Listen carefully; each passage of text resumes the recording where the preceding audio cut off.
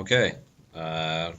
Welcome to the fifth week of the BGS podcast here at the Buffalo Game Space. We got a few people in the studio today. Myself, John Futscher. Greg Giles. Mark Zorn. Ryan Mallette. And we've got a lot to get into today. Specifically, we've been talking about this in the previous episodes, but I know that Greg has been digging deeper into Fallout and has some things that he wants to get off his chest, I think, about it. So let's just start off with that. So what's going on with that? Well, I don't know. Yeah, I'm just digging into the story. I was thinking I was just gonna wander around and let stuff happen, but then I don't know. I just couldn't get into it. It wasn't entertaining me well enough. So I jumped into the story. I went to Diamond City, which is awesome. There will be probably a lot of spoilers in this, so if you haven't, I would just say if you don't want any, yeah, you guys. These guys haven't played it. It's like just walking into having the whole game ruined for you. So I beat it, and it turns out the bomb is inside of him. But no, I got to Diamond City's awesome. I love that. That's probably one of the best hub worlds I've seen in any game. Definitely in the Fallout series. So I guess what I've been looking at this week is I'll ask you, like, what kind of, if you've there's inevitable like emergent things that happen in Fallout, and I was wondering if you've seen anything particularly funny or interesting happen. How so? I don't know. Like, to me, like the best stuff in Fallout is the stuff that the game doesn't explicitly do, where it'll be like, I'll walk up to somebody and they'll be like, are you a synth? And I'll be like, yeah. And they're like, get out of here, you synth. And then I'm just like, nah, I'm just kidding, I'm not a synth. And they're like, oh, okay. And then, but like, I don't think it's meant to be chained that way, so it comes off in just like a hilarious. Like, it's almost like you can see what the logic that's going on under the hood as opposed to just like feeling like you're part of it. Yeah. Like, I know that you mentioned at one point you had a thing where a guy was thought to be a synth and he got his head blown off and he like died like sitting up almost. Like he was kind of like with his head gone, he's just like sitting there on his knee. Like, it was clear he was supposed to fall flat, but he actually fell on his knees and he bent backwards, and so it was just like his arms hanging behind him, and everybody was just kind of looking at him in the screenshot I took of it. Yeah, those little moments are definitely very interesting. I feel like they did a pretty good job with them. Some of them come off like, they're very pre-scripted. You can feel it once you've played. After Half-Life, everybody's like, okay, yeah, let's make it so you can still walk around and things are happening. They do a lot of those in Fallout now, which I like as opposed to just having to just go through all the dialogue trees. I'm a lot farther along in it now. After this past Sunday, I finally got like a day to play games, and I played Fallout for like a few hours straight, and it was great. But other than that, I'm way farther along in the whole thing, so I don't want to spoil it too much. But I agree that what they did with Diamond City was very interesting. I don't think it's much of a spoiler to say like what Diamond City is. I think you could guess it if it's set in Boston. I didn't guess it. I guessed it was about halfway there. I figured when the first time I saw a logo that said Diamond City and the way they had spaced out and they had little squares on each corner, I'm like, oh, it's fucking Fenway. Yeah. I figured those. Yeah. Yeah, exactly. So I was like, oh, that's a very cool idea, because that's totally like if you had a wasteland area where there was a major sports arena, like that would be a major hub. Like, it's set up to control people. It's set up to control flow of people and like be able to have a lot of people inside. It's very fortified. It's genius. It's so like smart. kind of perfect. Yeah. And what they did with it was great. It becomes kind of like a hub marketplace. It's kind of almost in the center of the map too. Yeah. But when you're playing, I would highly recommend going there earlier as farther than later, because I think that's what's happened to you. Started to happen to me a little bit. I found myself just like wandering the waste as I want to do in Fallout, and I was like, I'm getting kind of bored of this. There's got to be more to it. It's like you said yesterday, I think like they just buried the lead super hard in this one. Right. I feel like a lot of the first people you come in contact with are the most boring people in the game. Yeah. Like, I don't know how they kind of got away with that. I think they're trying to why did they bury the lead so hard? Because I feel like the second you get to Diamond City, you instantly start meeting more interesting characters. You get more interesting missions. You get exposed to like more interesting areas of the game. Even like the downtown area is way more dense than like the wastelands up north, which you want to have both. And there's also a very cool thing that they did in this one that the glowing sea. Have you been to the glowing sea? No, I haven't heard of the glowing sea. So there's an area on the map in this Fallout where it is like it's pretty much like a ground zero type area where it's hyper super irradiated Was to the there point like where you can't even walk in it without like dying of radiation poisoning within like seconds. Okay. So you have to go there and either just constantly chomping Rad-X and Radaway, or you have to go in there with like a hazmat suit and like go through it with that. There was And that like in, I was like, you know, yeah. that was like for a game that's all about like nuclear warfare, like wasteland, like oh yeah, finally, like really you need to protect yourself from radiation, like Yeah. for real, like in this area, and there's like kind of nothing out there except for these little pockets of things. It's yeah, that I felt more like I was exploring like a post-apocalyptic wasteland in that specific area than I had almost anywhere else, where like the other ones are kind of more just like Mad Maxy, kind of like just end of civilization as opposed to like irradiated wasteland. Yeah, it was just like 200 years after, I think. Yeah. Yeah, Two around or 200 250, years. something Yeah. like that. Yeah. I did read at the very beginning all the computer terminals. And, Yeah. Well, that's why I got bored. Yeah, you got to be in the right mood for those terminals. Sometimes I'm just like, I'll walk into a place and there'll be terminals, and clearly I'm just like, no, I'm not. No. I like that that's like an option. I was telling him I went through a mission with one of the side characters that sends you into a different vault, and the whole kind of gimmick of vault tech, like every vault is like a human experiment, and so like there's always some kind of story to uncover there where there's some kind of fuckery going on where they're messing with the inhabitants, and mostly you find out what's going on through reading like journals and terminals, like when you actually find them, and you could ignore them all or you could dig through it. Some of them are actually kind of really interesting and well written. Others more so than others. Like you know, some of them aren't that great. They're just like, hey, everybody killed each other in here. Oh, that's great. Whatever. You know. The one that I just went through, basically, you know, it's no spoiler in the sense that it's just like it's the story of this one vault where it's basically like they put a whole ton of junkies in this one vault together. They were like they've basically purposely put a vault full of addicts together, and basically they're in a vault. So after the war, like they had no choice but to get clean. There's no drugs in the vault. And so for 5 years, they like with no other alternative, they all got clean, and they had like support groups, and they were all living together in this vault, and they were generally happy or whatever. And then in the vault tech typical scenario is like there was a secret mission or whatever where like the security team had this storeroom of drugs and every addictive substance known to man, and like a lifetime supply of all of them. And on the dawn of the 5th year, they were instructed to basically just open the storeroom and not say anything. Just like unlock the secret room and just open it so everybody can see it, and then just record what happens. And that's what they did in this vault. And they, true to form, like basically the story then unfolds of everybody just went batshit, and like would they now they've been clean for years, would they revert to using that? And yeah, everybody just went crazy and started using all the drugs and killing each other and going nuts and shit. So that was kind of like an interesting thing, and you know. It's not huge. It didn't take a long time to get through all this, like, but it was interesting to kind of read the different spots and like find corpses in corners with like needles in their arms, or like, you know, they did a good job of like setting up the environment where it's actually like interesting to kind of help convey the story. Yeah, if you just walk around in Fallout and you just really pay attention to the scenes and like what's going on, there's a surprising amount of story just in like what's laying around. Like sometimes you'll just find like maybe a situation where like a guy, like it'll just be a dead body, and then you'll look up, it'll be like next to a cliff, and you'll be like, oh, this guy jumped off a cliff, or something like that. Or I think in 3 there's one where like there's these 2 ramps going over a car, and then there's like it's like in the subway, and then like there's a motorcycle with like a dead skeleton on it, like after one of the ramps. Good.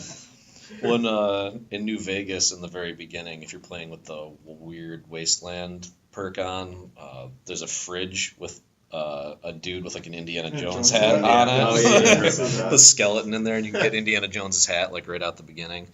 Also, when you go to Good Neighbor, if you mouse over a couple of the corpses that are outside, they're like these burnt corpses that are outside of these buildings. If you mouse over them, one of them says Owen and Beru. It's like Star Wars style.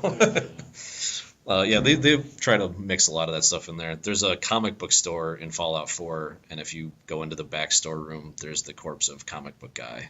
I walked by that. I didn't go in though because I had some shit to do. Actually, that was one of the most fun things I did with my companion. I got Grognack's gear, and Grognack's actually was basically like a Fallout version of Tarzan. And I put it on my companion, and so she got like a loincloth and like this crazy bikini, and she had this huge axe, and she was running around killing people with it. It was actually pretty fun. So that was cool. So I don't know. So back to what Greg was saying earlier, not so much Easter eggy, but just kind of they set up the world where they don't have to go out and explain it all. And you just kind of, and this is something actually, I don't want to get too off topic, but like I thought the new Mad Max movie did exceptionally well, where most movies they sit down and they explain everything in dialogue. You know, and this game doesn't do that. Mad Max didn't do that. They didn't sit down and say, oh, we need this guy because we need a blood donor and he's a universal donor. They showed you that that was the reason why, and you kind of understood the world through what you were seeing, not someone sitting there talking to you for fucking 10 minutes about this is why we're in this situation because blah blah blah, Yeah. you know, and Yeah. Yeah, the show don't tell scenario, like when it's done well. Yeah, absolutely. You know.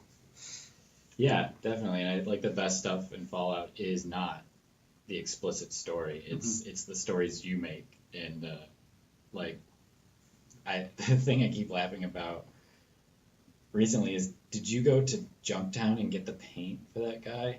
Some guy. He's like Yeah. So he's painting the wall in Fenway, and he needs paint. And So it's like, did you do this? yeah, mission? I did that mission. So I did this, and then so you're standing there and you get the paint. You get there's just paint sitting there, and you take it. It's yellow, I think, and then it's like optional green paint.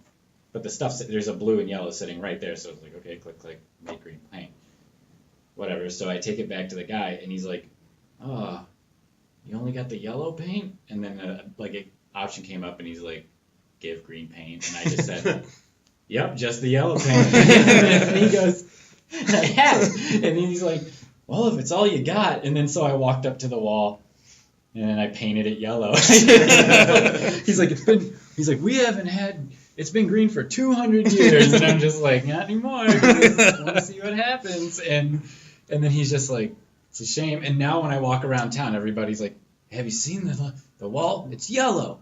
Yellow. And then everybody's all pissed off. And I've got the green paint still.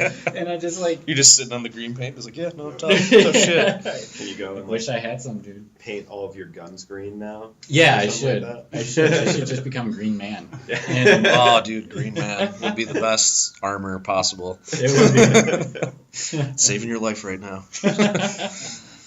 No, I do love how, like, you get those kind of options to, like, mess with people. I was telling you about how, so every once in a while you'll come across a character that'll, like, you'll see, like, dialogue options, like, hey, do you have, like, a job that needs doing? And it doesn't happen all that time, but, like, usually when it's there, they have, like, a side mission that they'll give you. So it's kind of like, okay, obviously, whatever. And this has happened to me a few times where I've just through my own curiosity and wandering the wastes, I go into a building and just fucking kill everything that's there and loot the place and, you know, basically clear the building out. And this has happened a couple of times now where I come into a new place and this one woman in particular is like, hey, you know, yeah, I got a mission for you. You know, I love this public library when I was a kid. It's overrun by super mutants. Can you, like, clear them out? My guy's got pretty good charisma, so I'm just like, yeah, but I could use some more money. And then she's like, okay, fine. I'm like, nah, I need more money. I was like, okay, well, it sounds really dangerous. I'm not going to do it after all. Like, fine. And like, so like I passed 3 conversation checks to get more and more and more money. And then she's like, fine, I'll give it to you. And then there's the conversation option. I mean, instantly after, it's like, yeah, I already did that. And so I'm like, yeah, I already did that. And she laughs. She's like, you got me. Well, service is service. And she gave me the money. And I was like, and so like it acknowledged the fact that I had already done it. Like I didn't have to like leave and come back. And then she also like laughed that I like talked her up on like the price of something that I had already completed. And then it's like, okay, cool, move on. So it's kind of like just bonus cash for like something that I had already done. Yeah. So like keeping track of kind of all the different crazy stuff that you can do, and then like acknowledging it properly, kind of like it's relatively good. Oh yeah. Yeah. Definitely. And that reminds me. Last night I had a moment where after you rescue Valentine, and then you're sitting there, and they're like. Oh yeah, they're like, oh, so there's this one guy, and they're like, so what do you think? Is it him? And then I just sat there and I was reading the options, and I was like, kind of deliberating, and she was like, she's like, I can tell you're really like mulling this over, and I was like, fuck yeah. Yeah, that is kind of there is kind of like an unspoken timing to it, where it's like it doesn't time you out like The Walking Dead does. But people will comment. Right. People will comment if you're not saying anything. Like, they'll get mad or the cat got your tongue, or you're not very chatty today, are you? Like, it's like, why are you just staring at me? I love that. I love acknowledging that. Like, yeah, you're taking your sweet time to make a choice. But yeah. No, I definitely want to keep going with it. Like I said, I'm pretty far into it now. I feel like the higher level stuff has been much more interesting than the lower level stuff that I've done. So it's kind of, in true RPG fashion, it should be getting better as you go along, and I feel like it is. Like, yeah, I definitely felt like they buried the lead. I felt like the first people you meet in the game, the first areas you meet, are all the most boring things in the game. And I was like, could another game studio get away with this? If this wasn't Bethesda, and they put this out, and they made all these characters like this wooden and this boring in the opening area, and they made it so you really had to explore to find the interesting stuff and like the most fun missions and the most fun characters, like they'd be crucified for it. But as I was saying, I spun it up maybe 2 weeks ago, and I just had a little bit of time, and I haven't actually picked it up since. So I got the armor suit or whatever first time. That's as far as I've gone. Yeah, it took me like I said, it took me a really long time. I kept having to pick it up even when I wasn't super excited to play it and just kind of mess with it. And you start to get some traction eventually. Like you'll find some stuff, but like what makes that game great is the extensive systems, but it also makes it very overwhelming and impenetrable. Even for somebody like me who knows what's inside that. I know what's past that threshold, and Fallout's one of my favorite games, and I still sit down at this and I'm just like, I don't feel like learning the new weapon crafting system, which seems to be fairly important. Yeah. And managing inventory is not been revamped at all, really. No, and it's still archaic. It's still a pain point. Yeah, it's just you're always doing that. So the only thing that they did to really improve it was the one button, like dump your junk to the workshop. But you still got to go through it. Really, you still got to bring it to the workshop. Yeah, right, and you got to really know. You kind of got to know what you have. I mean, so I saw something online about people trying to game the system who just can't. This is really killing people who are, min-maxers, like, find every possible tiny bobby pin in a scene and, like, get them all out. So people who can't carry every possible thing out of place lose their minds. And people who take, like, return trips to areas to get every freaking hairbrush. And it was like, I've never been like that. But they found a kind of a game to the system where you can store things in things, right? So you can, like, take your stuff and you can put it in a desk. You can put it in whatever. And those have infinite capacity. Yeah. So do the enemies that you kill. So the bodies, and you can carry bodies. So people have been taking their whole inventory, and also the thing is you can loot like an earlobe or like an eyeball, right? Yeah. So you can blow somebody's head off, and then loot the head.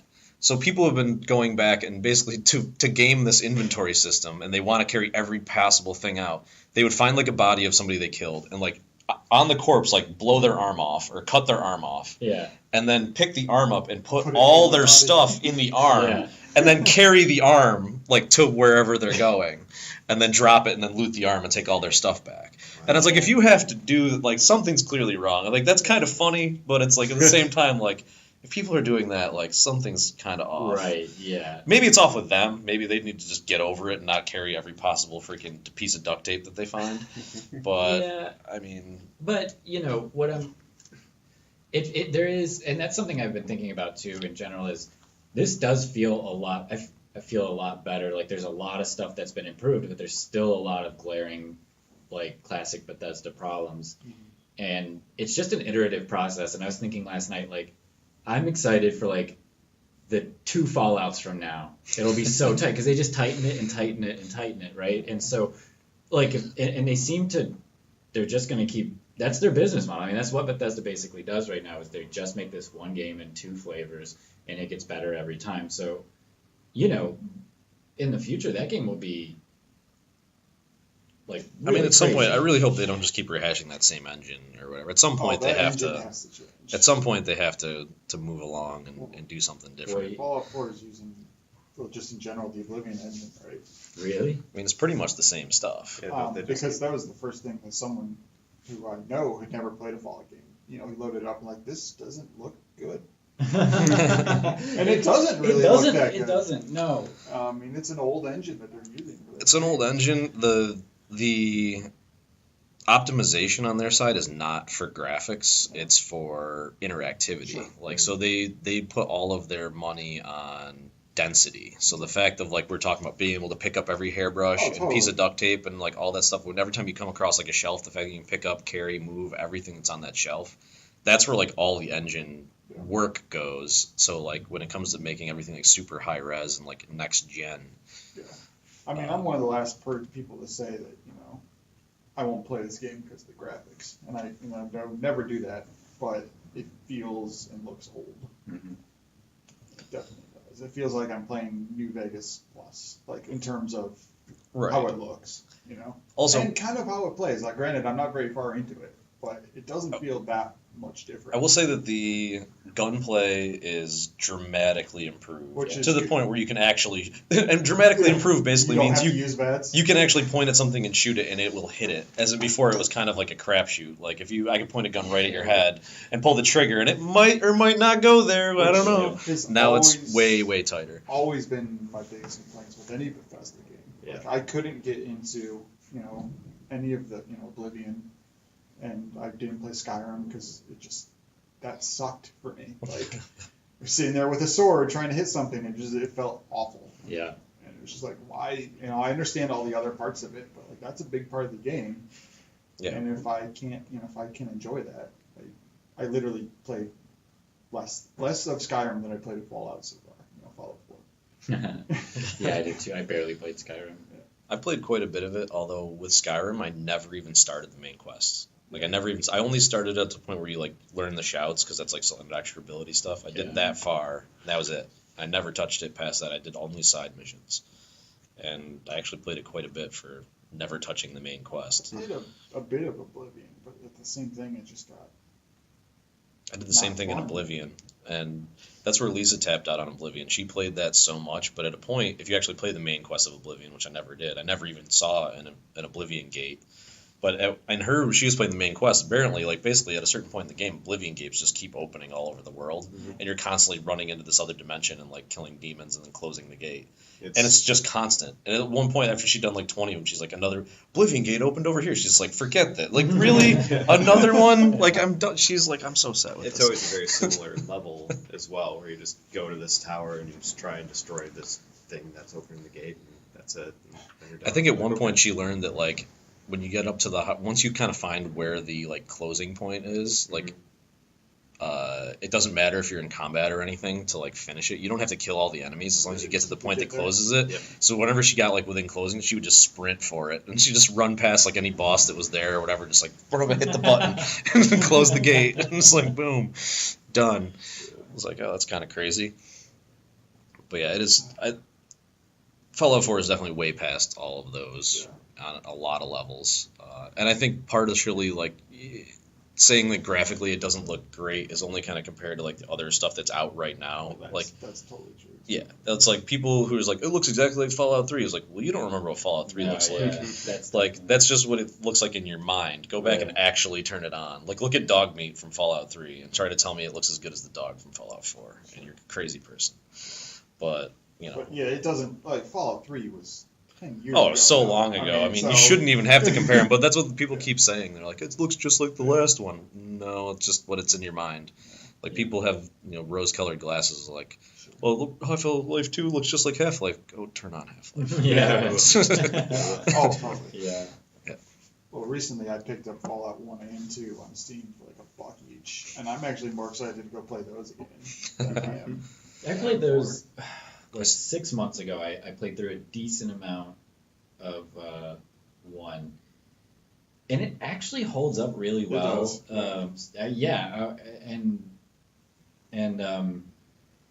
I mean, Bethesda borrows pretty heavily and shamelessly. I mean, not that they should be.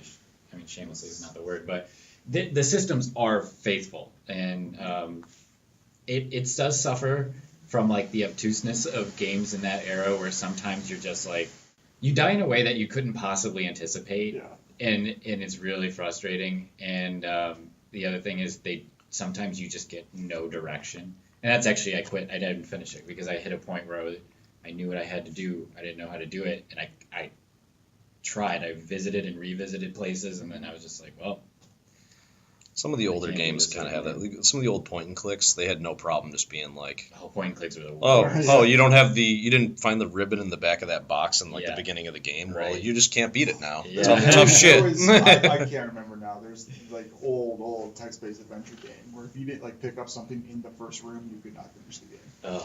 Yeah, I would be yeah. so pissed off. It's You know- crazy. They had no problem just being like, oh yeah, like yeah. Well, now you can't kill the Minotaur. Tough. It's like- over. Yeah, it's kind of absurd. But yeah, I mean, we can kind of keep going on Fallout, I'm sure, for a while. I did see on the note of Fallout 1, I don't know if it's just screenshots right now, but it looks like somebody was trying to mod Fallout 4 to play like the old Fallouts. Oh, So really? it's isometric, like top down on your guy, and they're like, actually, it looks pretty cool, like, kind of like looking down at the group. That's fine. But I don't know if they're actually gonna be able to make it playable unless you used VATS. Obviously, you couldn't do the gunplay without it. Sure. Oh yeah. That's Also, I will say this: I do like the fact that VATS doesn't completely freeze time anymore, and it actually Oh, slows Slows. time. That is cool. Yeah. It does I really make it so like you that. can't just sit there. Like you actually do have to make moves. However, you still can just like go look at your pit boy in the middle of a fight Yeah. for like an But then you hour. can't see the fight. You know, you Yeah, can't true. interact with that or whatever. But yeah, as I'm kind of building out my character and finding more stuff, I'm definitely enjoying it more and more, which is good. Eventually, I'll finish it. I haven't touched a video game since Sunday, but all right. Sounds about right. Probably enough on Fallout, I think. So you were talking about, you guys have been playing Destiny a little bit, and you picked up some DLC for some games here. Mhm. So what do you get? So recently, I'm kind of just diving back into some old games that I never kind of finished up, or ones I liked from a couple of years ago. So I played through all of the DLC for Dishonored like a month or so ago, and then I just wrapped up the DLC for Bioshock Infinite. That's Burial at Sea. Yeah, Burial at Sea. I didn't bother with Clash in the Clouds or whatever. That's just like a I don't know about that one. like a horde mode thing or something. But Okay. That's 3 parts. Two. Two. And Yep. you play both. yeah, I just wrapped that up the other night. So how'd you think? What'd you think about those? Because I haven't played them, but I've heard things about them. Did you guys play Infinite? I beat Infinite. Yeah. I never played Infinite. I own it, but I've never even started it. How'd you feel? Likewise. Yeah. How'd you feel about Infinite?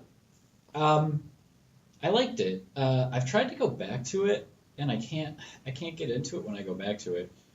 But actually, I thought that was a really interesting game. Yeah, it did a lot of really cool stuff. It was fun. It was very in a way that the first 2 Bioshocks weren't. Like, I feel like the first 2 Bioshocks were a little clunky, definitely compared to this one. Mhm. But yeah, I liked it overall. The presentation on it was great. Infinite didn't hook me as much, I feel, as like the first Bioshock. I didn't play the second, but maybe it's just my interests in that breakdown of Randyism or something was more interesting to me. But while Infinite's presentation was awesome, I just didn't really get hooked. The ending was like interesting enough. If The you ending? remember, it's really weird. Well, what do you think that's a good point. What do you think that game's about? Because I have a theory about that. Overall, Yeah. probably just general obsession over things and such, and because that kind of permeates through all the different themes of it, whether it's just hoorah America versus like Booker himself and his obsession with just everything that he does, basically, where he just turns out to be this terrible person, and all of that How does he turn out to be a terrible person? because he's the bad guy in the end. Oh, but they call that out at the beginning. But what does he do? What is it? How does that actually play out? I forget that part. I'm a little vague on that as well, but he just. God, it's been a while. I'm not gonna lie. I know, right? Just like speculate on something you just like. Yeah, And you're and- dropping spoilers on us. Yeah, you know. It's weird. Infinite plays out in a really interesting way at the end. The thing about Burial at Sea, though, that I did like, I felt like it grabbed me a lot more in that aspect, because even like just proving right now Bioshock Infinite, I was just like, I don't really remember what happened. Something about infinite loops and circles and Yeah. time travel and everything at the end. It's just like, oh, okay. Whereas, oh wait, didn't he sell his baby So, Anyway. What? Oh, there is something at the end of the Elizabeth baby. is his daughter. He Yeah. sold her, blah, blah, blah, something like that. There is something. That's like why that. he's a terrible person. Then he founds this crazy fucking religion and whatever. Okay. But Burial Yeah. at Sea, actually, it ties into the first Bioshock and all these different things that lead up to that. And I felt it was a lot more interesting how they tied all that together than it was how they tied Infinite together for me. Oh yeah, you go back and revisit the first one in some sense. That happens right at the end of Okay. Infinite, and then there's a different way that plays out in Burial at Sea. It goes in one of those lighthouses and goes beyond that and such. But I love the first one. I mean, the first Bioshock, when it came out, I was like, Oh, yeah, yeah, this yeah. is That was pretty. It great, was yeah. pretty amazing. Yeah. Like a lot of, the environment was amazing. I mean, they really kind of rooted you in a place, and especially at the time, like the way water kind of crept down the walls or filled up certain rooms. When you had Yeah. when you had stuff where water was kind of always outside, and you're kind of stuck at the bottom of the sea with these crazy splicers and big daddies. yeah, Its sense of self was very strong. Like Mm-hmm. it was like everything was there for a reason. It kind of made sense. You could play a lot of different ways. You could use all the crazy modifications to your body. I forget the name of them. I think that's why. Plasmids or something like that. I think that's why Infinite didn't hook me as much too, because I felt like in Bioshock they put you in a room and there's some guys that you need to get rid of, and they're just like, here's some water you could electrocute or freeze, and here's some gas over here, and just figure it out. Whereas Infinite was just like you walk in a room, a bunch of guys run at you, and you just kill them all, and then you go on to the next room, and the same thing happens over and over. Yeah, the plasmids were not nearly as extensively done Yeah. or delivered, or there was just sort of like they were there.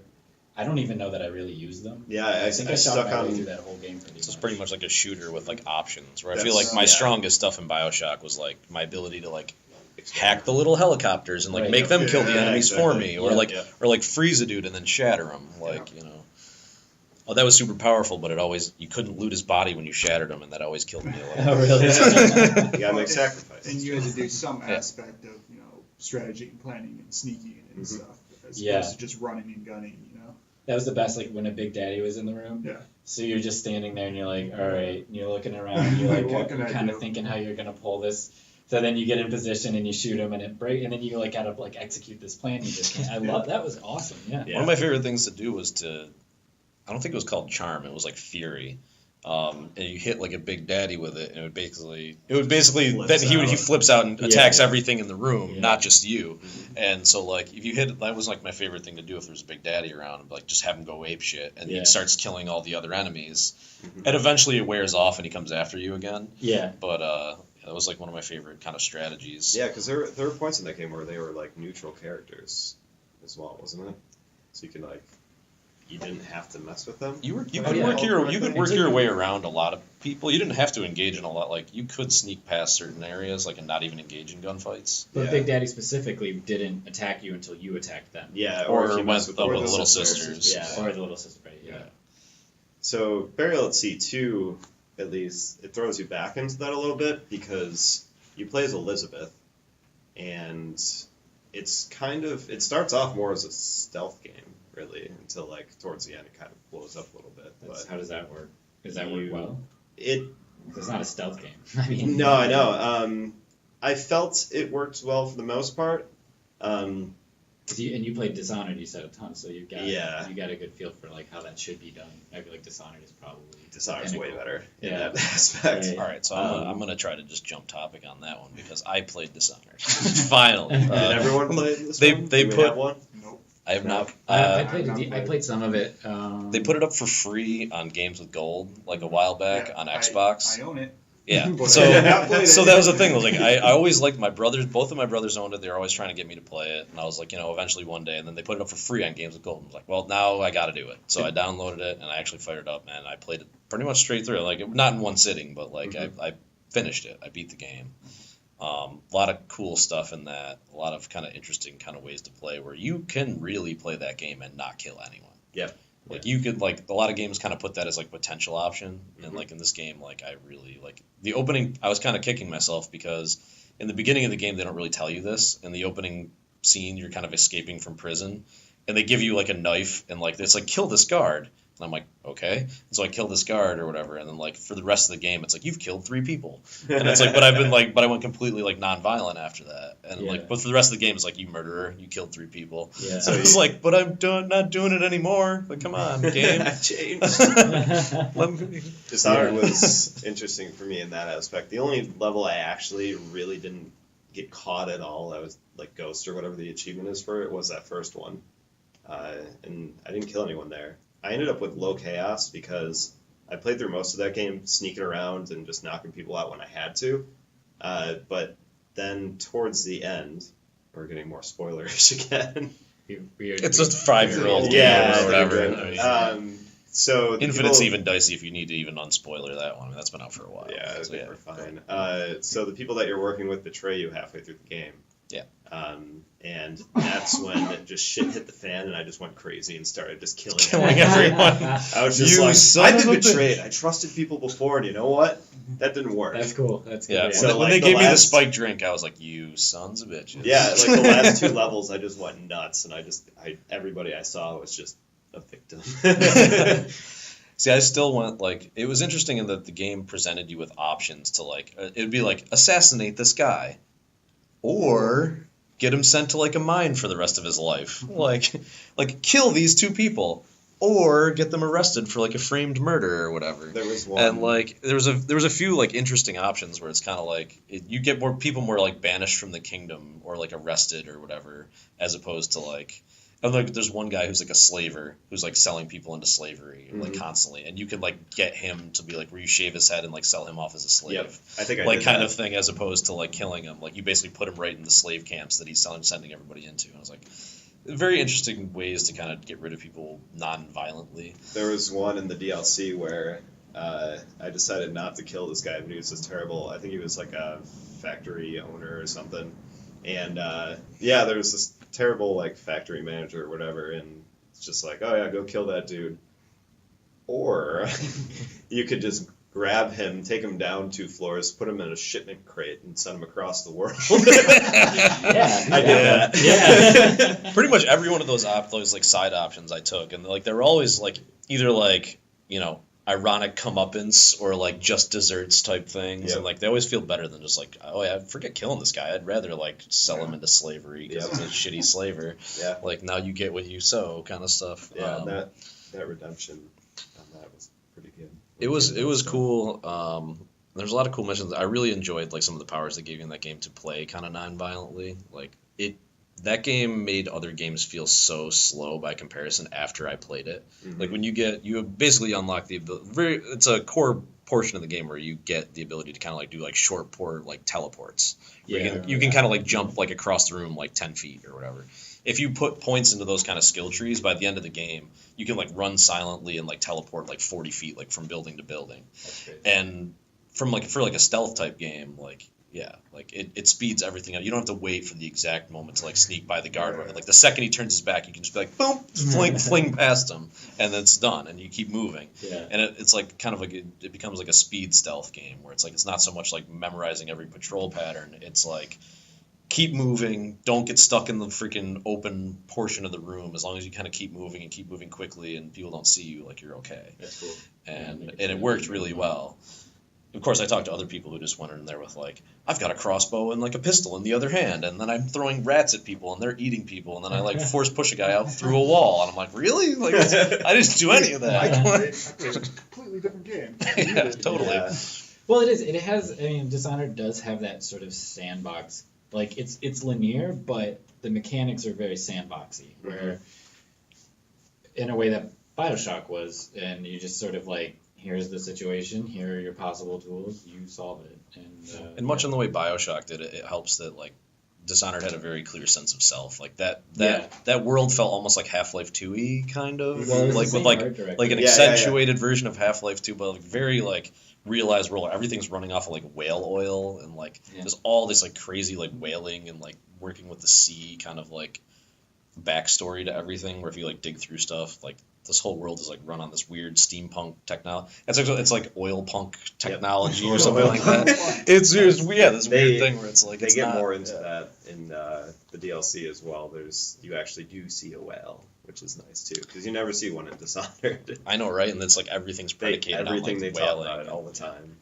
Yeah, and the DLC, there's a nice little optional mission where you go. I think it was at the same level with the factory or whatever, and they're just like butchering this whale, and they found that the oil of the whale would last longer, or it was more productive or something if they kept the whale alive while they're extracting it. Oh, So there's this just gruesome scene. Oh, actually, that's in the game.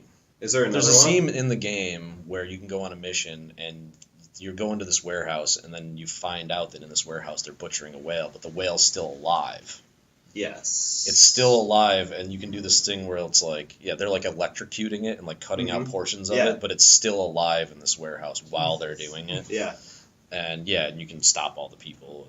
Yeah, like that was part. Do you see the whale? Yeah, I believe you like walk like into like a chunk of it or something. Maybe I missed that. You don't see you never see one like swimming. It's like on the ground. No, in yeah, the warehouse. it definitely happens in the DLC where it's just hanging there, and then you go and you. I wonder if the the games with gold version that I got was like the Game of the Year edition that had like all the DLC in it, like Oh, it could've already. been. Yeah. Very Yeah, well could have been. I mean, 'Cause this seeing is this like- game come out like 6 years ago yeah, or it's something. the exact Yeah. scene. And are you playing as Dowd? Do you remember? Did you do that? No, I didn't start. Like you can play as the other guy and Yeah. like start over. I never did any of that. Once I beat the game, I kind of stopped after that. Well, now I'm just That also had a confused. very interesting end. It also had very interesting because it was like multiple endings to that game, Yeah. I guess, and then depending on like how chaotic you were, like killing people or not killing, it gave you different endings. And it was kind of a interesting ending in the sense it's kind of like, you know, I'm not going to worry about spoiling a 6-year-old game, but like if you play it like nice when you get through it, it's basically like you become like the father figure to like this young monarch basically, and like kind of I think he also is technically her father.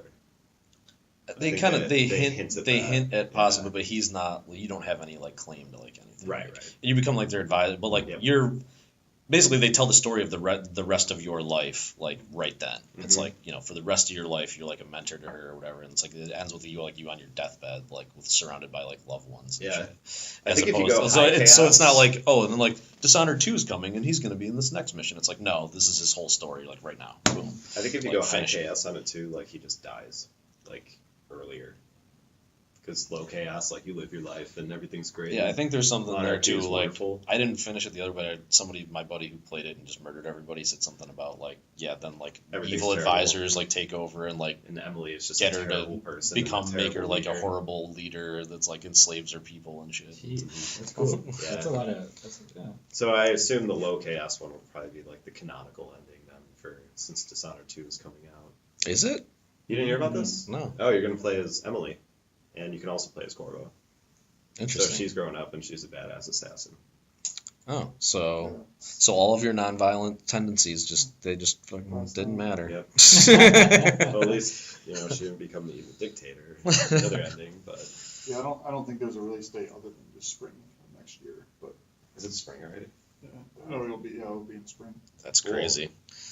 No, that's interesting because I liked that game a lot. I knew I would dig it, but I liked it a lot more than I thought I would, and it kept me engaged throughout. And I felt like it was a very kind of standalone experience. Like I didn't play the game for 40 hours, Mhm. right? I think I beat the game. Total play time was probably like 10 or 15 hours. Yeah. Probably not much Same, not much yeah. longer than that.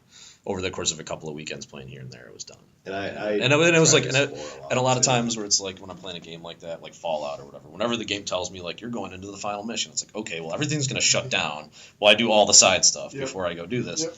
And that when Dishonored came up, it's like you're about to go into the final mission. I'm like, sweet, let's do this. Yeah. And I like go do the final mission. Like forget like it's this is what's happening. It's like, Especially you know, me, since I was just murdering everyone at that point. Let's do this. God.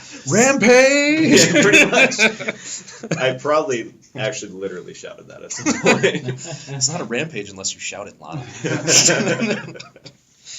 That's the best episode of Archer as well. Oh, so good. He's just like smoking huge blunts in the car with like his IV bag sticking next to him. That's my favorite episode. Yeah. All right. So yeah, that's good. So kind of also like you were talking about like adding the DLC stuff to it. I'm just gonna take this as a side note. I just found out there's DLC for Invisible Ink, which I didn't know was there, which is awesome because it's a game that I played a few months ago that I loved that I didn't know like what was gonna come of it. Have any of you guys played Invisible Ink? It's Not on my yet. Steam wish list, but it's a game I actually haven't purchased. Even if I did, I wouldn't have played it yet. But no, not yet. Do you like XCOM? Yeah. So it's like Mark of the Ninja and XCOM put together. So it's like a stealth version of XCOM, where it's more about like heists than like killing people. You can kill people, but it's like even if you want to be like a sadist and murder everybody, you're very limited in your ability to do so. The game's really more about like sneaking through really complexes doesn't reward that at all. and like hacking terminals and like getting kind of control of the facility and getting like a specific item. Like basically it's like heist missions, all kind of procedurally generated, and so you can basically keep replaying the game. That's what it's kind of really predicated on. I felt like once I've played through it a few times, I kind of like lost interest a little bit. So that's kind of why like I was excited to see that there was DLC, because they added a lot of new abilities and characters and stuff. The game's very built around like the characters you pick. They all have different abilities, like different things they're good at, different things they can do. You unlock them by playing, and you find them randomly throughout the missions. You always start the game with 2 people, and then if they get captured, they're gone. And but you can free more people to like build your squad, but you never have more than 5 guys, and you only have like 3 days of game time to like do this final mission, and then that's it. So it's like you can't do all these other side missions. It's really like at most you got 6 or 7 missions, and you have to do the final mission. That's what it's all about. Is like building towards being able to be powerful enough to pull off this final mission. And if you kind of screw up all your little missions leading up to it, like you could show up to the final mission just like woefully unprepared. Yeah. And the game's just like, yeah, fuck you. You're done. Start over. Yeah. You can't do this mission. How long did it take you to get to the final one? I mean, you could literally sit down and start a playthrough. As long as you're not playing on like a really high difficulty and mulling over all of your moves, you could start it like right now, and like by dinner time you could be going on your final mission. Like every mission is probably like 10 minutes to a half hour, depending on how difficult it is and how much time you take doing it. Like if you go into a mission with like a squad of 2 and it's relatively easy, like I could do a mission with a squad of 2 in like 5 minutes now that I know the game. But like the higher level, like as the days progress, as the game time progresses towards that final mission, the missions get harder and harder. And like a day 3 mission on like a level 5's facility could easily take a half hour. And you also probably have like a love squad of maybe 3 or 4 at that point. And so it takes longer to take your turn. But it's still the same kind of thing like XCOM style, where it's like you take all your turns, and then the enemy does all their turns. And then you take all your turns. And so it leads to a lot of kind of, trying to figure out what the enemy's going to do next and reacting accordingly. Like putting people in positions for ambushes and whatnot is very important in the game. Like misdirecting the guards and that kind of stuff. And just like getting by them without being seen. Being seen is like the worst thing that can happen. Yeah. And the game, but one of the things I really love about the game is that it throws randomness out the window. There is no take a shot at this enemy, you have a 70% chance to hit. It's like shoot the enemy, you hit the enemy. Yeah. But same thing against you. Like if a guard sees you and catches you in the open, if you don't have a way to get out of that character's done. Like they're done. That's it. Like then on the next turn the guard will kill them. And like there's no missed shots. Everything you do is a deliberately chosen action, and it has a deliberate consequence that you know what it's going to be. And so the rules are very clear, and it allows you kind of like to plan your kind of moves. And even still, the game gets very chaotic when you get these high levels of tracking, like people looking for you and whatnot. Come on in. I made it. Punk ass artist just walked in the room. I made it. I thought you guys would be done by now. We've been going for a little bit. Yeah. I was just ranting about invisible ink. So I don't need to rant too far on that, but it's very interesting, and some of the design choices that they made, and I really like that because I felt like my most hated things in XCOM was when I was like, I got a 95% chance to hit, and then I miss, or like some dude has like a 2% chance to hit me. I'm like elevated position earlier. He's got like he was playing it on Iron Man earlier today, and it's like elevated above these dudes that are mad far away, and this little alien like clipped one of his dudes from deep. He critted him. Like he just one-shotted the guy from like across the map and like below him. And if you know the rules of XCOM, that is fucking bullshit. Yeah, so that can happen. So like that doesn't happen in the game, but it doesn't mean that it doesn't throw curveballs at you constantly. Like there's other things involved with like you hacking can get everything. Really bad space generation sometimes. Like I've gotten maps in Invisible Ink where it's like borderline impossible, honestly, to get through without being seen because it just bends back on itself in some way that, like the doors in the corridors, like sort of loop back in on themselves in a way that you just can't. Like it's literally impossible to get through a certain spot. Like, Yeah. there could be like 4 guys in one room that you have to get through, and you're just like, that's really rare, but it happens. Now, I've had that happen. One thing I'll give the game credit for, I've never been in a position where I had to like, oh, this is impossible. I've never had that. I've had times in that game where it's like, all right, this is a lost cause. I should just quit. Yeah. And then I'm like, you know what? Never mind. I'm gonna play this out. Yeah. And then making it out by like the skin of my teeth, like That's making it out by hilarious. like the fact that I got like one extra square of movement around a corner that like saved my ass. Yeah. And like those are like some of the best things that happen in it. Definitely. And it happens a lot, and that game is very tight in that way. Like,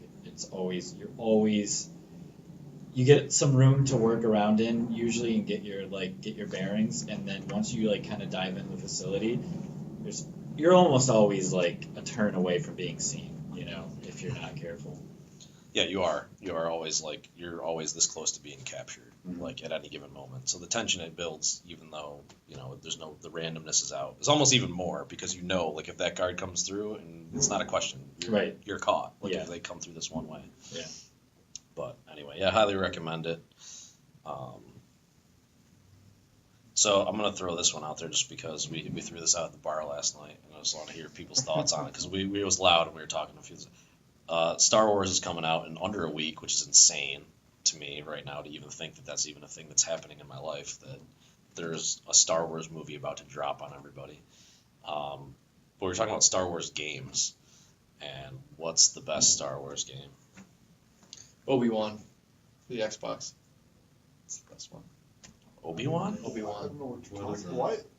Jedi Power Battles? No, it's Obi-Wan for the Xbox. It's the best. Huh? It's the best one. What is that mean? He plays Obi-Wan. Oh, Okay. I get it. You use your lightsaber, Good. Space. I think you're making this up. do stuff. It had a cool multiplayer. It was only 2 players, but it was good. Split screen. Yeah. Split What screen. was the other person You playing? ran around. Yeah. You ran around like Obi-Wans. these huge open spaces to fight one-on-one duels. Are you Like talking they should have about just put you in an enclosed room. Jedi Outcast? No. No, that was Dark Forces 2. Then No, that was after. No, yeah, Jedi Outcast had deathmatch Yeah. as well. Yeah, so did Jedi Academy, and people like modded. People still play that for whatever reason. I played Outcast relatively recently. I think it's the Star Wars game nobody played. I've never Apparently. even heard of I it. didn't know what you were talking about. And I wasn't even like a big Star Wars fan at the time. I'm still really not. I love the movies, but I didn't have an Xbox until way late, though, either. Yeah, I never owned an Xbox original. 360 was my first. Me too. Oh, Everybody had that. Everybody had Halo in college, so that's what the Xboxes were for. It was just Halo. yes, they were. And Star Wars It was you Obi-Wan. and McGregor Obi-Wan. That's That's it. real. yeah. It's a real thing. I remember the Ran box through art. one. I never played it. Yeah, let me see that again because I think I remember the box. See, Yeah. I mean, I figured when I said it was for when you said it was for Xbox, I figured it was you and McGregor Obi-Wan. It would have been way sweeter if it was Alec Guinness Obi-Wan. It was just like mad slow, and you just had to like walk around like I'm pretty sure old mind Obi-Wan tricking is in everyone. Just abusing. I'm pretty sure your he's in there. powers. Alec Guinness, there. Really? the ghost of Alec Guinness. No, fuck, that was Qui-Gon. Jesus. Get your So shit why straight. is this the best Star Wars game? I don't know. He just threw out Talking that out of was my the ass. First one you thought It's the of. only Yeah, one. it was the only Probably one the I worst played. one.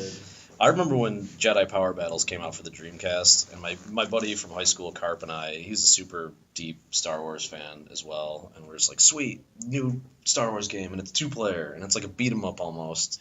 Yeah. And we went out and grabbed it, and we played it together like all the way through. And like we were excited for a while, but by the end of the game, we're just like, oh no. Yeah, I never even heard of this game, and I had a Dreamcast. Yeah. It's kind of like a beat 'em up almost. It's not side scrolling. It's 3D, but you play as like Qui-Gon and Obi-Wan taking on like droids and stuff. But it was always really annoying because it's like you fight like the droids and they'll like block your lightsaber, like by putting up their fists, like and they're defending, like blocking. It's like, Nope. yeah, I think I should just be tearing through these guys. Yeah. Like, why? That's how it worked in Obi-Wan. That's why it's a superior game. I think in that though there was a block that it would actually deflect their lasers, which was So a that lot was of actually fun. the coolest part about Oh, that yeah, game. yeah. Was when the robots like shot at you or any enemy shot at you. If you timed hitting the block button in time, like your character would deflect the lasers back at them, and so that was That was actually really a cool. lot of fun That's- to that do. sounds cool. Yeah, Obi-Wan did that, but probably better. So if we're talking about bad Star Wars games, did anyone play the Star Wars fighting game on PlayStation? I still Oh, own it. Masters of the Terrace Cassie or Yes. That was something. such an awful game. Again, super excited to Oh, play totally. it though. It had What Mara do you know Jade this in it though, and that was cool. Yeah. I didn't even know who that She's was. not canon. No, she is not. Shadows of the Empire. Yeah. Shadows of the She wasn't- Empire I no, played. she was, Rogue no, she Leader? was in, Was it no. was it Jedi Knight That 2? was Kyle Katarn in Shadows of the Empire. No, No, Kyle that was in Kyle Dark Forces. Kyle Katarn was Jedi, yeah, Dark Forces and Jedi Knight. The dude, Too many the dude from Shadows of the Empire was like Dash. Yeah, Dash Dash Rendar. Dash Rendar. Rendar. Broke ass Han Solo. Yeah. Poor man's With Han his little Solo. buddy, the robot. Anyways, as I contended last night, the best Star Wars game ever made is TIE Fighter. And it's hard to argue that, other than the fact that I think X-Wing Alliance is a superior game in almost every way. It just didn't have the came too player late. base. Yeah, it was on the tail end of all those great space dogfighting games of that era. Like, Which which exist TIE anymore. Fighter was like the king of. Yeah. But then also Descent Free Space was around that time. That was a lot of fun. What about Rogue Leader? No. That's didn't like like it? that's like an It is. arcade It's game. good. Like it's The I GameCube love one? those were awesome. Game was It's good. sweet. Yeah. I was just thinking about that because last night I said Battlefront, but I was thinking about my days with Rogue Squadron. I was Rogue like, Squadron I had so much fun with and I played so much. Yeah. It still drives me crazy that even in like the Battlefront now, it's like let me have control of the damn ship. Mhm. I want to be able to roll it and pitch and yaw the way that I want to roll and pitch and yaw instead of like doing the simplified novice version where you hit right and it banks and turns for you. Yeah. Like I always drove me nuts, but it didn't prevent me from enjoying those games and playing them for a million hours back when I had that time. And then when they put out Rogue Leader, which was basically the entire first game in co-op Yeah. and a whole new game. Mhm.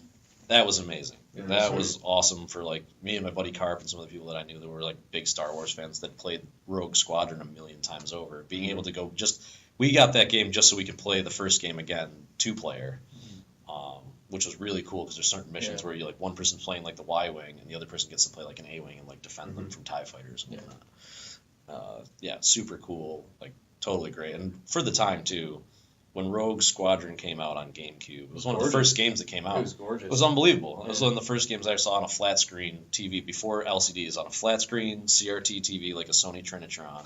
Was hooked up to a GameCube. It was 20 inches, but it's silly to think back on it that way. Yeah. But I remember everybody in college like crowding around it, being like, "Oh my god, like this is amazing! It It's was. so beautiful." Was that one called Rogue Squadron? Because that was the second one. Rogue I Squad. think it was No, Rebel. Rogue I think it was Squadron. Rogue.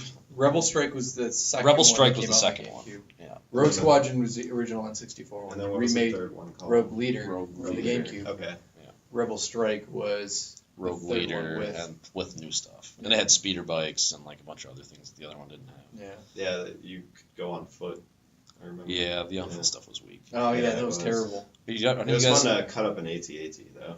that actually was so fun. bad. I forgot yeah. that was even in the game. I forgot that was in the game too. Well, that reminds me of sort of talking about bad portions of it. Anybody played Rebel Assault? I was going to bring that up. The on rails, like, Yeah. yeah. I think I did. The Rebel Assault 1 and 2. Played them both. So Rebel Assault 1 was mostly like on rails, like flying stuff. It was almost probably like sprites. It probably wasn't even really 3D. Yeah, And like sprites. you could, that was really the inspiration for Wedge. Was the Rebel Assault, where you could fly through Beggar's Canyon and these other things, and the whole point of the game was just to live. Yep. Yeah. It was just like you're on rails flying through an environment, and the whole point of the game was just don't crash. And you had to fly with a little joystick, but it just came at you in a very predictable, almost like Star Foxy kind of setup, where you just had to move the right portions of the screen at the right time, to the point where you could even like memorize it and then you'd crush it. But yeah, those were awesome at the time. They looked great. It was super fun to play them, but then like you can't go back to just like there's not enough there. It ruins it. Rebel Assault 2 added the ability to there's on foot levels, but again, since it's like on railsy, it's like it would put you in cover, and all you could do is basically pop in or out of cover, and then there's a cursor on the screen of where you were shooting your laser. But it was like almost picture like Lethal Enforcers, like sprited characters like popping in and out of cover, Mhm. and all you could do is just like hit a button to hold the button to pop out and hit a button to shoot, and that's like all the control you had. It was really, it looked really kind of cool, but it was super lame.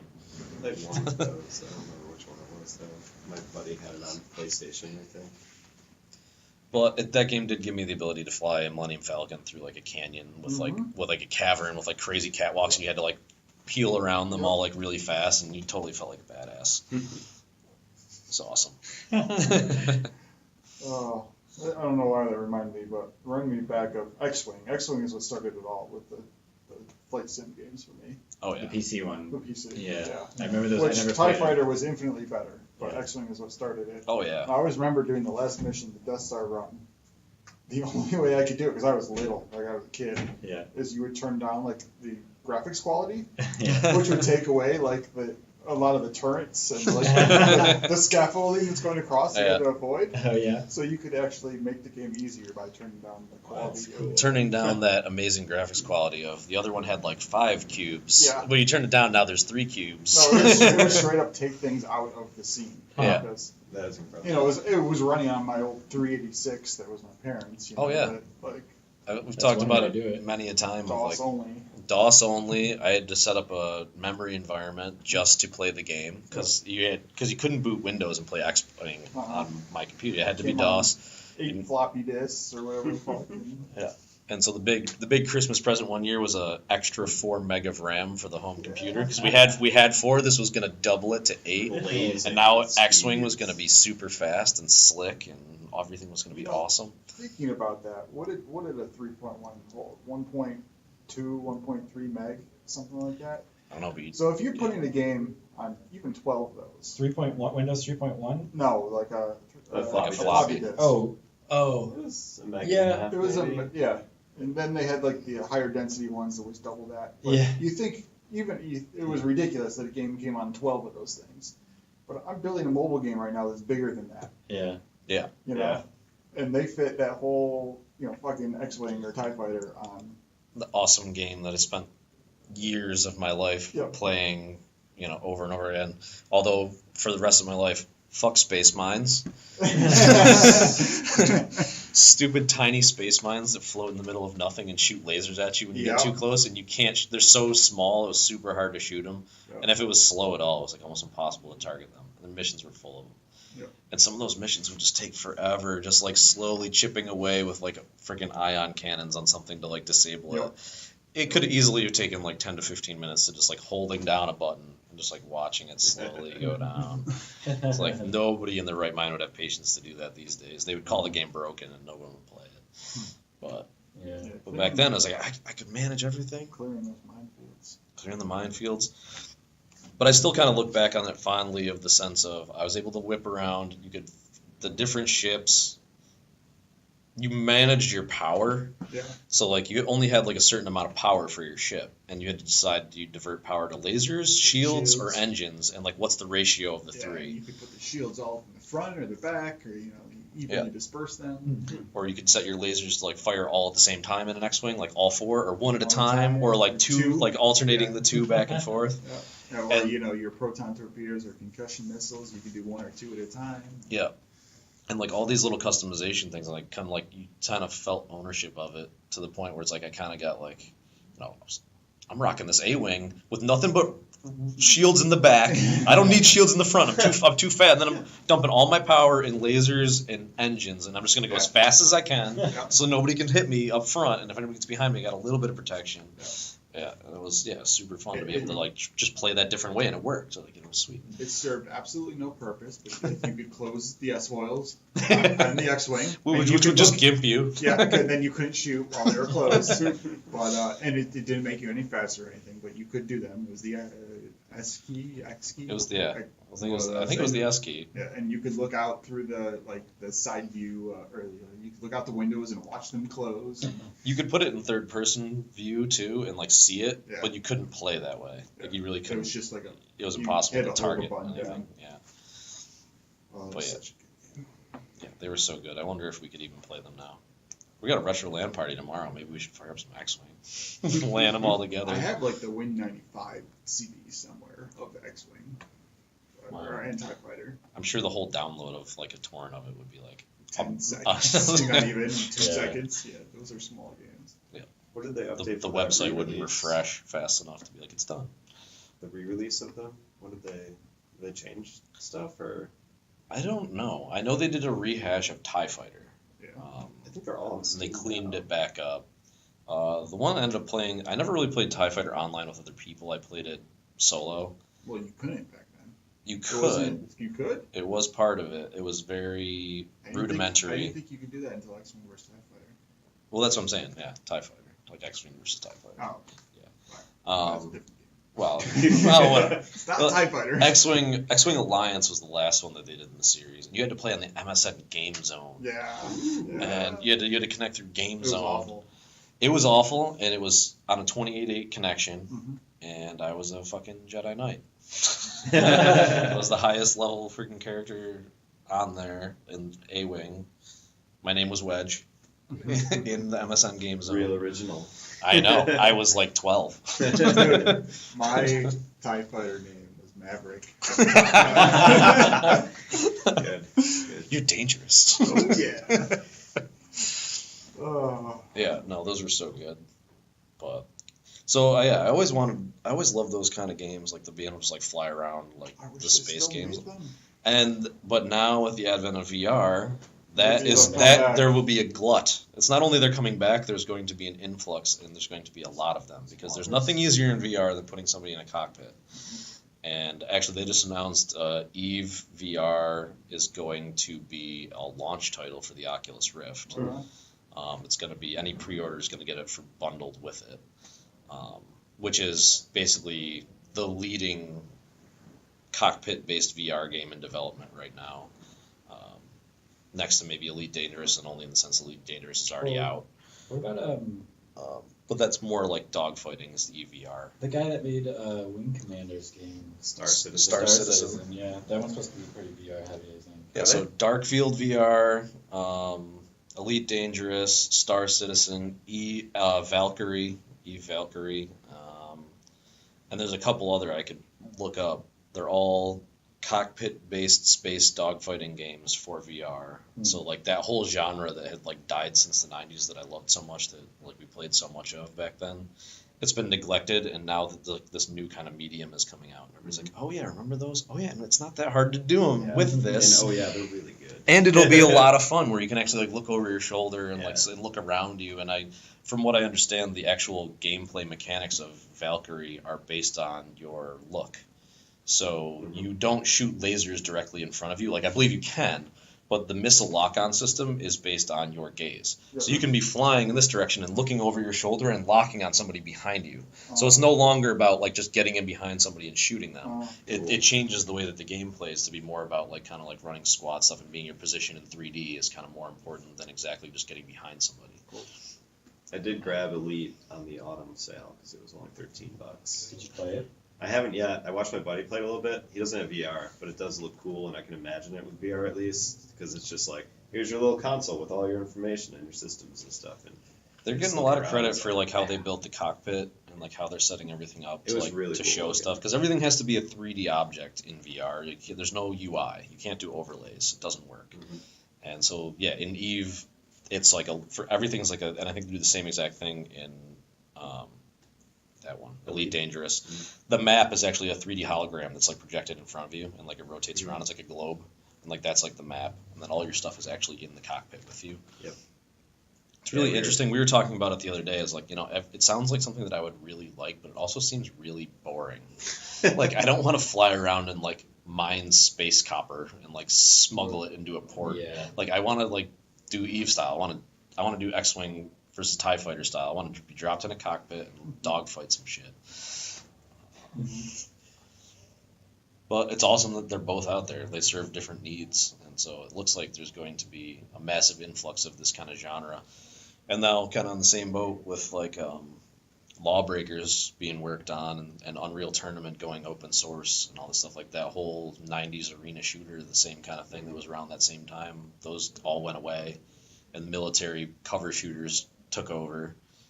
Those are on their way back too. So like kind of like that people kinda 90s forgot cycle. that you didn't have to make a shooter with cover and all that. Didn't have to make a shooter with an M16 that like dropped a clip and reloaded and made you sprint with a button. Or Yeah. You could just make the game super fast and crazy and do whatever the heck you want. Like, Yeah, it's weird to play Doom, and it's just like you're just out there. Like it's just so you just know there's just like you can run away and around a corner maybe, but like you can't plop down. And, But also it's very interesting. Like when I was at the Global Game Jam 2 years ago, Dave Pape over at UB was putting together a lesson for his students about games from the 90s, and he had Oregon Trail, he was playing that, and he was playing like a lot of the Where in the World is Carmen Sandiego.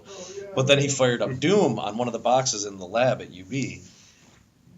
I was just kind of blown away by how smooth and fast that game was. And it's so fast. It's so fast. Like it's like to the point where like it would in VR you'd be sick in an instant. It makes me sick now playing it regularly. Well, just even playing regular could give you motion sickness. It's so fast. Like he was just like screaming down hallways. Yeah. I was like, holy shit. I never owned the game. I had the shareware version. Same here. That I played Yeah. so much that I knew every level in and out.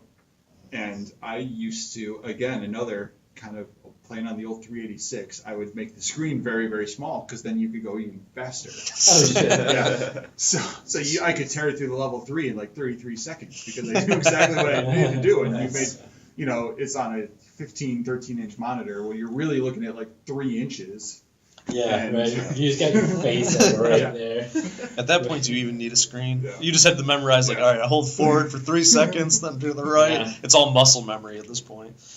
Yeah, you figure out you could press. I think it was just plus and minus to make the screen bigger in that Yeah. game, and if you made it really small, you can move twice as fast because it had less pixels to update. On a little bit of a different note, somebody was talking about that the other day around here. It was the old Counter-Strike hack. It wasn't really a hack, it was just an exploit that the top players were playing Counter-Strike on the lowest possible resolution. Because if you turned it all the way down, no matter how far away an enemy was, they always had to represent at least 1 pixel on screen.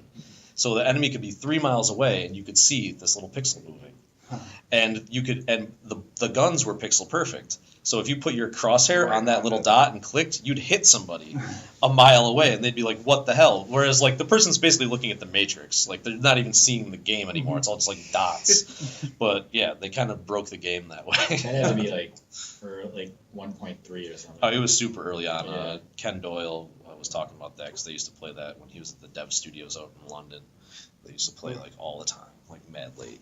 It's like that's what broke it for them. They all turned it all the way down, and they were just like killing everyone. But yeah, it's crazy stuff. So it'll be interesting because we're doing the LAN party here tomorrow. What people are gonna fire up and play these crazy old fast games. See how much of it holds up. It's just like rose-colored glasses. Yeah, I mean, I don't think Doom does. I mean, well, it does in some ways, but like the speed thing is not a fun way for me to play anymore. Like, there's no correlation between your movement and like you don't feel the weight of yourself like you do in games now. You know, it's just like it's very flowy. I forget because I haven't played Doom in forever that there was no aiming in Doom. No, it's You're all just up and down facing- for you. Yep. Yeah. Yeah. So, and I was playing here the other night on the 64. I was like, this is kind of awful. And it was super frustrating when you like wanted to shoot one above it, and there's like a different guy here, and the game's just like shoot the other. It's cool though. If you ever, I mean, those engines are still maintained. Like, there's, you can still like, I mean, through the community, go in and they've unlocked all that stuff, so you can play Doom 1 with full 360. But that Doom 1 was not true 3D, so No, it was Doesn't look billboarded good at trickery. all. Yeah, it was. Or you could play it with a selfie stick, or there was a selfie stick mod. That's right. or you Yeah. could play Doom within Doom. Did you see that one? Yeah, No. I did see that. I think I sent that out. Oh, isn't it before. like in Doom 3? There's a Doom 1 comp. No. So 'Cause there is that. Someone modded in a Doom console in Doom. Is it Doom 3? Not Doom 3. No, this is Doom No, Doom 1. 1. Yeah, okay. You So just said that. there's a place you can go, and there's a little arcade cabinet or whatever, and you start playing Doom, and you can go through the level, and if you find the arcade cabinet You again, can you'll see see yourself. yourself playing the arcade game, Oh shit. and then you can shoot yourself and die. Nice. It's really meta really quick. And then your house explodes. Yeah, pretty much. Like, Basically. then Yeah, then it Doom collapses in on itself. And uninstalls, and just you have no. that's where Skynet comes from. Yep. All right, that's probably a good a place to end it as any. Is there a plan for one next week? Yeah, so 'Cause I may not be here, but I wanted No People's Games of the Year.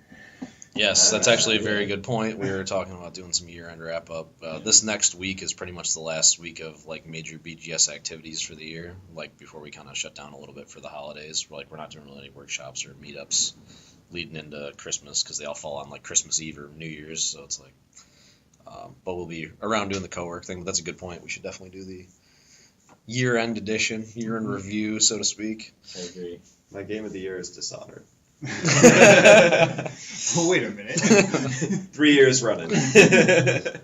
I feel like that's happened to me a few times where it's like last year's my game of the year is like Mark of the Ninja. That came out last year. My game of the year's Transition. That was last year, like this year. Yeah. I'm like, It's like I I- really play anything. My game of the year this year came out this year. So. What is it? Spoilers? You gotta wait for next week. You don't know what my game of the year is? Come on. It's Oh, obviously. Yes. Is I that would have guessed that in technically a second. Did they? Oh, Is yeah, that early they- access, or? No, it was early access until April of this year, Ah. and they finally released it for real. There you go. All right, cool. All right. Play us out.